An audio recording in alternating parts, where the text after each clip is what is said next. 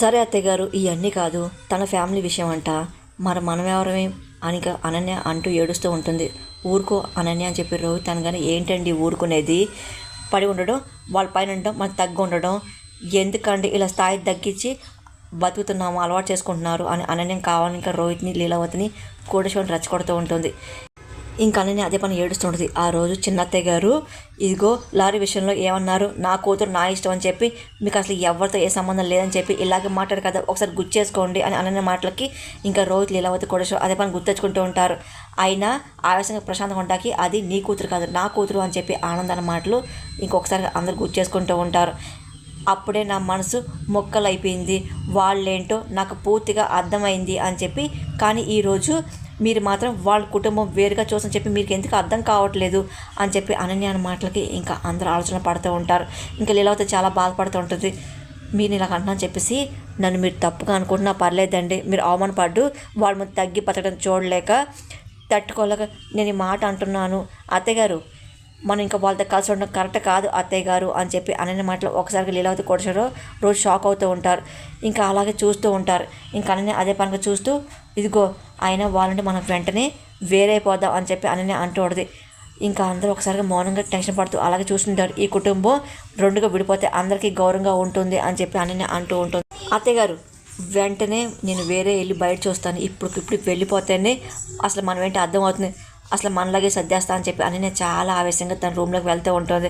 అనన్య ఆగు అని చెప్పి రోహిత్ ఆపుతూ ఉంటాడు. ఒకసారి అనన్య ఆగి టెన్షన్ పడుతుంది. ఇదేంటి ఇంతసేపు చెప్పినా సరే మళ్ళీ వీళ్ళేంటి ఇలా అనుకుంటున్నారని చెప్పి టెన్షన్ పడుతుంది. ఎలాగైనా సరే మళ్ళీ డైవర్ట్ చేయని చెప్పి అనన్య ప్లాన్ వేస్తూ ఉంటుంది. మనం ఎక్కడికి వెళ్ళడానికి వీల్లేదు అని చెప్పి రోహిత్ అనమాట ఈయనొకడు నా మొగుడు ఒకడు నేషనల్ హైవేలో స్పీడ్ బ్రేక్ వేసినట్టు ఏదో చెప్పి నా ప్లాన్ మళ్ళీ పాడు చేస్తాడు అని చెప్పి అనన్య అనుకుంటూ ఏంటండి ఎందుకు వెళ్ళకూడదు అని చెప్పి అనన్య నిలదీస్తూ ఉంటుంది. ఇక్కడ తప్పు చేసిన దర్శన్ అనన్య రోహిత్ అనగానే అయితే అని చెప్పి అనన్య అడుగుతుంది. అంటే అని చెప్పేసి అదేనండి అవును అంటున్నా అని చెప్పి అనన్య మళ్ళీ తడపడుతూ రోహిత్ సపోర్ట్ చేసినట్టు మాట్లాడుతూ ఉంటుంది. చూడు ఆయన శరణ్య చాలా ప్రమాదంలో ఉంది లైఫ్, అప్పటి వరకు ఈ విషయాన్ని వదిలే అనన్య అని చెప్పి రోహిత్ నచ్చిపోయి ప్రయత్నం చేస్తూ ఉంటాడు. అది కాదండి అని అనన్యంగానే అమ్మ నువ్వు మా కోడలుగా ఎంతగా ఆలోచిస్తున్నావో ఎంత బాధపడతావు మేము కూడా అర్థం చేసుకోగలం అనన్య అని కొడుచు నచ్చిపోయి ప్రయత్నం చేస్తూ ఉంటాడు. ఆయన ఎంత కాదన్నా వేరైపోదాం అనుకున్నా ఆయన ఈ గుమ్మం ఎప్పుడు పరాది అయిపోదు కదమ్మా అని చెప్పి కోటేశ్వర అనగానే ఇదిగో అనన్య సరే నీ చెల్లి ఆ విషయం మర్చిపోకు, ఎక్కడుందో మనది తెలుసుకోవాలి, తిరిగి సరైన దర్శనం కాపుని చెక్కబడాలి అని చెప్పి అంతవరకు మనం ఇక్కడే ఉండాలి అర్థమవుతుందని చెప్పి రోహిత్ అనమాట అనని ఇంక తడబడుతుంటుంది. ఇంకేం చేయాలి అర్థం కాదు, మళ్ళీ నా ప్లాన్ రివర్స్ అయిపోయి చెప్పి టెన్షన్ పడుతూ ఇంకా ఏం తెలియనట్టు ఓకే అని చెప్పి అంటూ ఉంటుంది. ఇంకా నవ్వుతూ మీ మాటే నాకు వేదం అండి, రాముడు వెంటే సీత కదా, మీరేమంటే అదే నాకు రాత అని చెప్పి అనుకుంటూ వెళ్తూ ఒరే తిక్కలను మొగుడా అసలు నువ్వు ఎక్కడ దొరికావు, ఇంటిని పెంట చేద్దామని చెప్పేసి పేపర్ మీద ప్లాన్లు వేస్తుంటే నువ్వేంటి పేపర్ బోట్లు ఏంటి ఆడుకుంటున్నావు ఏంటా అని చెప్పేసి అని చాలా టెన్షన్ పడుతూ అప్డేట్ వెళ్తూ ఉంటుంది. విశ్వనాథ్ గీత ఇంకా చాలా బాధపడుతూ బయటికి వెళ్ళిపోతూ ఉంటారు. ఏమండి అని చెప్పి గీత ఆపుతూ ఉంటుంది. ఏంటి అని చెప్పి విశ్వనాథ్ తిరిగి అడుగుతూ ఉంటాడు. అల్లుడి పరిస్థితి చూస్తుంటే అసలు సరిగ్గా లేదండి, ఏం అడిగినా సమాధానం ఏం చెప్పట్లేదు, ఇక ఊరుకుంటే ఏ అర్థం లేదు, పదండి వెళ్ళి పోలీస్ కంప్లైంట్ ఇద్దామని చెప్పి గీత అంటూడది. అప్పుడే అనని వచ్చి అన్నీ వింటూడది. అవును గీత ఇంతవరకు వచ్చాక పోలీసులకు వెళ్తేనే బెటర్ అని చెప్పి విశ్వనాథ్ అంటూ ఇంకా వెళ్ళిపోతూ ఉంటాడు. వావ్ గ్రేట్ ఐడియా, నా మొగుడు అడ్డంగా స్పీడ్ బ్రేకర్ వేసినంత మాత్రాన నేను ఆగిపోతానా, వీల్ అడే ఫాలో అయ్యి కొత్త ప్లాన్తో అటాక్ ఫాలో అవుతానుగా అని చెప్పి ఫైనల్ నేనే అనుకుని సాధిస్తా అని చెప్పి అననే అనుకుంటూ చాలా ఆవశ్యంగా తన రూమ్లోకి వెళ్తుంది.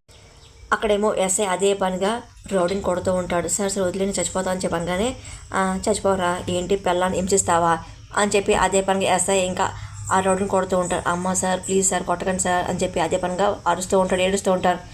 ఏ కొడితే నొప్పిగా ఉందా మరి రోజు నీ పెళ్ళాన్ని తాగి కొడతావు కదా, మరి ఆవిడని అనుమానిస్తావు కదా, తాగి మరి కొడుతూ ఉంటావు కదరా, మరి ఆవిడ నొప్పులు ఉండవా ఏంటి అని చెప్పేసి అదే పనిగా వేస్తే ఇంకా అతను కొడుతూ ఉంటాడు. సార్ ప్లీజ్ సార్ కొట్టకండి అని చెప్పి ఇంకా అతను అనగానే ఏంట్రా ఏ పని చేయడం చేత కానీ ఎదవి ముగ్గురు పిల్లలు ఎందుకు అన్నావురా ఎందుకు అని చెప్పేసి అదే పనిగా వేస్తే తిడుతూ ఇంకా రౌడీని బాగుతూ ఉంటాడు.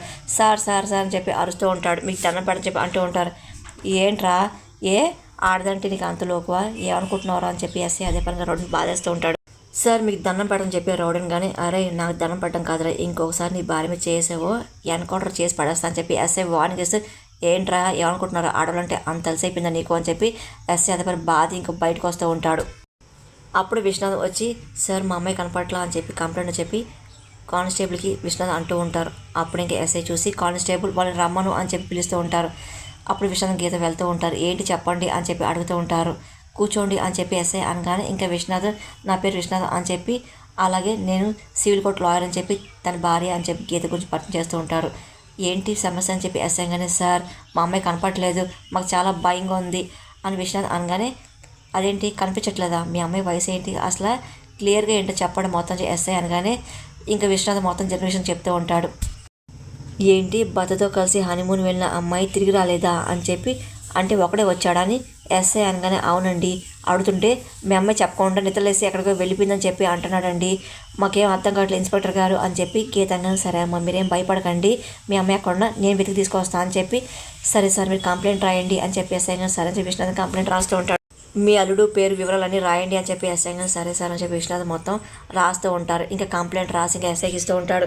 ఇంకా ఎస్ఐ చూసి ఒక్కసారిగా అసలు ఇంట్రోగేషన్ ఇక్కడ స్టార్ట్ చేయాలి అసలు ఆయన ఈవిడ వెళ్ళిందో ఆడే వదిలిచి వచ్చాడో మొత్తం అంతా నేనే బయట పెట్టిస్తా అని చెప్పేసి ఎస్ఐ గాని సార్ మా కూతురు మళ్ళీ తిరిగి వస్తుంది కదా సార్ అని చెప్పి గీతంగా తప్పకుండా వస్తుంది చూస్తూ ఉండండి అని చెప్పి ఇగో అన్నయ్య అయిపోయిన ఆడపిల్లని రక్షించడానికే ఇదిగో నేను ఈ యూనిఫామ్ వేసుకున్నాను మాటిస్తున్నాను మీరు ధైర్యంగా ఉండండి అని చెప్పి ఎస్ఐ అనగానే ఇంకా సరే అని చెప్పి గీత తలుపుతుంది. సరే ఏదైనా సరే ఉంటే నేను మీకు కాల్ చేస్తాను అని చెప్పి ఎస్ఐ అనగానే సరే అని చెప్పి ఇంకా గీత విషయానికి బయలుదేరుతూ ఉంటారు. ఇంకా ఎస్ఐ ఇంకా కంప్లైంట్ చూస్తూ ఉంటారు. ఇప్పటికైనా తెచ్చిన అన్నం తినమ్మా వేస్ట్ అయిపోతుంది అని చెప్పి కిడ్నాపర్ అనగానే అరే రౌడీ వదరా కట్టేస్తే ఎలా తింటారు అని చెప్పి సరేనే అనగానే ఇదిగో నువ్వు తిడతావు అని చెప్పి ఇదిగో అందుకని కట్టేసా ఇంకో తిట్టావు అనుకో మళ్ళీ నోటికి బ్లాస్ట్ వేస్తాను కిడ్నాపర్ అనగానే వీళ్ళతో ఇలా కాదని చెప్పేసి ఇదిగో అవునా సరే సరే నేను తింటానులే కట్లిపోతాను అనగానే అరే కట్లిప్పుడు అని చెప్పి కిడ్నాపర్ తన ఫ్రెండ్ చెప్తూ ఉంటాడు సరే అని చెప్పి కట్లిపుతూ ఉంటారు. ఇంకా సరే ఇదే టైం అని చెప్పి అక్కడ ఉన్న వస్తువులు తీసుకొని అదే పని ఇద్దరు కిడ్నాపర్ కొడుతూ ఉంటుంది. అమ్మ ఆగు ఆగు అని చెప్పి కిడ్నాపర్ అని సరే సరే వినిపించుకోకుండా అక్కడ ఉన్న కథ తీసుకొని ఇంకా ఇద్దరిని బాధేస్తుంటారు తప్పించిన ప్రయత్నం చేస్తూ ఉంటుంది. ఆయన ఆడపిల్లని గదిలో బంధించి చేతులు కట్టేస్తారని చెప్పి సరే ఆశపడుతుంది. అసలు మీరు మగాళ్ళైనా మనుషులు పుట్టారు మొగాడు పుట్టారు అని చెప్పి సరే అంటూ ఉంటుంది. చెత్త వదలారా అని చెప్పి అదే పని తిడుతూ ఉంటుంది. చేతులు ఉండరు ఎలా కౌలిపోయాయో చేతులు కట్టేశారు కదా అని చెప్పేసి సరైన అరుస్తూ ఉంటుంది. ఇంకా తప్పించిన ప్రయత్నం చేస్తుంది కానీ కిడ్నాపర్ మాత్రం విచ్చుకోకుండా సరైన పట్టుకొని బండించే ప్రయత్నం చేస్తూ ఉంటుంది. అసలు ఏంటి టార్చర్ అసలు ఏంట్రా ఈ అమ్మాయిని మనం కిడ్నాప్ చేస్తాం ఇది కిడ్నాప్ చేస్తుందా ఏంట్రా టార్చర్ అని చెప్పి కిడ్నాపర్ అనుకుంటూ టెన్షన్ పడుతూ ఉంటారు. ఇంకా సరైన తప్పించిన ప్రయత్నం చేస్తూ ఉంటుంది. ఇంకొకసారి చూసుకుంటూ ఉంటారు. ఇంకా సరైన చాలా కోపం చూస్తూ ఉంటారు. ఇంకా సరైన అదే పనిగా పట్టుకొని ఇంకా బంధించే ప్రయత్నం చేస్తూ ఉంటారు. ఆడపిల్లల జీవితంతో ఆడుకుంటుంటారు పోతారా అని చెప్పేసి సరే అంటూ అదే పనికి ఇద్దరు బాధ తోడుతుంది. అరే అసలు మీ వేడిపోయి కుష్టివాద వచ్చి మీ బతుకంతా రోడ్డు మీద పాలైపోతారా అని చెప్పి శాపన పెడతా ఉంటుంది. అమ్మ తల్లి ఏంటి శాపనదాన్ని కిడ్నాప్ మాటలకి ఏంటి శాపనతో పెట్టగా మీకు సన్మానం చేయాలని చెప్పి సరే కానీ ఏంటమ్మా అసలు నీ దెబ్బల కంటే నీ తిట్లే భయంకరంగా ఉన్నాయి అని చెప్పి అసలు ఏమన్నా అర్థమవుతుంది నీకు అని కిడ్నాపర్ అనగానే ఇంకొకసారి నా జోలికి వచ్చి అనుకో చంపేస్తా అని చెప్పి సరే తప్పించిన ప్రయత్నం చేసిన ఏడకే నువ్వు బయలుదేరదని చెప్పేసి మళ్ళీ పట్టుకొని బంధించిపోతుంటారు. అరే మీకు పిచ్చి కింద ఏమైనా వదలండి అని చెప్పి సరే అరుస్తూ ఉంటుంది. కానీ విచ్చకుండా అదే పని కుర్చీకి తాడేసి కడుతూ ఉంటారు. మీకు చంపేస్తాను మీకు బుద్ధి రాలేదని చెప్పి వదలంటారని చెప్పి సరే అరుస్తుంది. అప్పుడు సరేనే ఇంకా అరుస్తూ ఉంటుంది. కానీ కిడ్నాపర్ విచ్చకుండా ఇంకా తాళ్ళతో గట్టి కట్టేస్తుంటారు. అప్పుడు అన్ననే కాల్ చేస్తుంటుంది. మేడం కాల్ చేస్తుంది నువ్వు చూస్తూ అని చెప్పి కిడ్నాపర్ అంటే ఫోన్ లిఫ్ట్ చేస్తుంటారు. ఏంటి అక్కడ అప్డేట్ అని చెప్పి అనగానే కొడుతుంది మేడం అని చెప్పి కిడ్నాపర్ మాటలకి అన్నీ ఒకసారి షాక్ అవుతుంది. కొట్టడం ఏంటి అని అడుగుతుంది. అవును మేడం జరిగిన విషయం అంతా కిడ్నాప్ చెప్తూ ఉంటాడు. అలాగే ఇదిగో మేడం తిడుతుంది కొడుతుంది మేడం అని చెప్పి కిడ్నాపర్ మాటలకి వాము ఏంటి దీంట్లో ఇలాంటి యాంగిల్ కూడా ఉందని చెప్పి అని అనుకుంటూ సరే ఏమన్నా తిందా అని చెప్పి అని అనగానే ఇదిగోండి ఆవిడ తను తినడం తప్ప ఆవిడేం తినట్లు అని చెప్పి కిడ్నాపర్ అనగానే సరే ఆకలేట్లేదు వల్లే ఆకలి సరి తింటుందిలే ఇదిగో మీ వెదవజ్జాలు దాని మీద చూపించారనుకో అది మిమ్మల్ని బుడ్డి కుట్టించి మిమ్మల్ని చంపేస్తుంది జాగ్రత్త అని చెప్పి అని అనగానే సరే మేడం అని చెప్పి కిడ్నాపర్ కానీ ఇదిగో అసలు వదిలేటద్దు నాకు చాలా ఇంపార్టెంట్ అని ఇంకా అననే అంటూ ఫోన్ పెట్టి ఒకసారి చూసి షాక్ అవుతుంది. ఎదురుగా రోహిత్ ఉంటాడు. ఇంకోసారి షాక్ అయి భయంతో చూస్తూ ఉంటుంది. ఏంటి నా మాటని వినిచాడు అంటే సడన్ కిడ్నాప్ చేసింది అని చెప్పి ఆయనకి అర్థమైపోయింది చెప్పి ఇంకా అననే భయపడుతూ అలాగే రోహిత్ని చూస్తూ ఉంటుంది. ఇంకా రోహిత్ ఇంకా అలా కోపంగా చూస్తూ అననే ఎవరి ఫోన్లో ఎవరిని వదిలిపెట్టద్దు అంటున్నా అని చెప్పి రోహిత్ అనగానే అంటే మరి అని చెప్పి అనేది తడపడుతూ ఉంటుంది. ఇంకా ఏం మాటలు భయపడుతుంది. చెప్పు అది ఇది అంటున్నావు ఏంటి ఎవరితో మాట్లాడి చెప్పి రోహిత్ అనగానే అననే భయపడుతుంది. అదేనండి మా చెల్లి తప్పింది కదా అంటే ఎవరెవరికో కాల్ చేస్తున్నాను కనపడితే వదలకుండా పట్టుకోమని చెప్పేసి నాకు కాల్ చేయమని చెప్తున్నానండి అని చెప్పి అనని ఏడుస్తూ ఇంకా డైవర్ట్ చేస్తూ ఉంటుంది. ఇంకా రోహిత్ ఆలోచన పడుతూ ఉంటారు. అంటే కాల్ కలిసిన ప్రతి ఒక్కరితో ఏమండి మా చెల్లి కనపడితే నాకు వెంటనే కాల్ చేసి చెప్పండి నా చెల్లి చాలా అమాయకురాలు అని చెప్పి చెప్తున్నానండి. అందులో మీరు వచ్చారు అంతేనండి అనగానే అవునా చాలా గ్రేట్ అని చెప్పి మీ చెల్లి మీద ప్రేమ ఇష్టం నా తమ్ముడు ఉంటే ఎంత బాగుండేది అని చెప్పి రోజు మాటలకి అవునండి అప్పుడప్పుడు నాకు అలా అనిపిస్తుంది మరి ఏం చేద్దామండి ఇంకా అంటూ ఆ ప్రేమ మధ్య ఉంటే పాపం ఈ పరిస్థితి వచ్చేది కాదు కదండి. ఇంకా అలానే అంటూ ఇంకా అలాగే రోహిత్ని చూస్తున్నాడు. ఇంకా రోహిత్ ఇంకా బాధపడుతూ బయటకు వెళ్ళిపోతున్నాడు. అమ్మయ్య అని చెప్పేసి అమ్మో నా మొగుడు జస్ట్ మిస్ నేను అట్లా మాస్టర్ గారు సరిపోయింది లేదనుకో మా ఆయన చేతిలో ఈరోజు నాకు పోస్ట్ మార్టం అయిపోయేదానిగా నేను ఈరోజు అని చెప్పి అనుకుంటూ సర్లే ఏదవుతుంది కూల్ కూల్ అని మరి కాసేపట్లో రచ్చ జరుగుతుంది పక్క అప్పుడు మనసు హాయిగా కడుపు తృప్తిగా ఉంటుంది అని చెప్పి అని నవ్వుకుంటూ ఉంటుంది. విష్ణు గీత కంప్లైంట్ అవ్వను ఇంకా ఎస్ఐ ఆనంద్ ఇంటికి వస్తూ ఉంటాడు. ఏంటి జీ బాగిందని చెప్పి అందరూ బయట చూస్తూ ఉంటారు. అప్పుడే ఎస్ఐ వస్తుంటారు. ఆనంద అలాగే అందరు కుటుంబ సభ్యులు అందరూ కంగారు పడి చూస్తూ ఉంటారు. ఇదేంటి ఎస్ఐ వస్తుంది చెప్పి అనుకుంటూ ఉంటారు. కానీ విష్ణు గీత కూడా అలాగే ఎస్ఐ రావడం గమనిస్తుంటారు. పోలీసులు వస్తున్నారు ఏంటి అని చెప్పి గీత అనుకుంటుంది. ఓహో సరైన విషయం పాకాన్ని చేరుకుందనమాట. ఇంకే ఆనంద బైరి పరువు మర్యాద మంట కలిసిపోతాయి అనమాట అని చెప్పి అని అనుకుంటూ నవ్వుకుంటుంది. ఇంకా ఎస్ఐ వస్తూ ఉంటాడు. కానీ ఆనందకి ఏం అర్థంగా టెన్షన్ పడి చూస్తాడు. దర్శనం అంటే ఎవరు అని చెప్పి ఎస్ఐ అడుగుతూ ఉంటాడు. ఇంకా ఒక్కసారిగా వింటూ నేనే దర్శనం అని చెప్పి దర్శనం అనుకుంటూ వస్తూ ఉంటాడు. ఏంటని అడగబోతూ ఉంటారు. హలో హీరో పద స్టేషన్కి అని ఎస్ఐ మాటలు దర్శనంతో అందరూ షాక్ అయి చూస్తూ ఉంటారు. ఎందుకు అని చెప్పి ఇంకా దర్శనం గీతా విషయంలో మాత్రం ఏం చెప్పకుండా సైలెంట్గా అలాగే చూస్తూ ఉంటారు.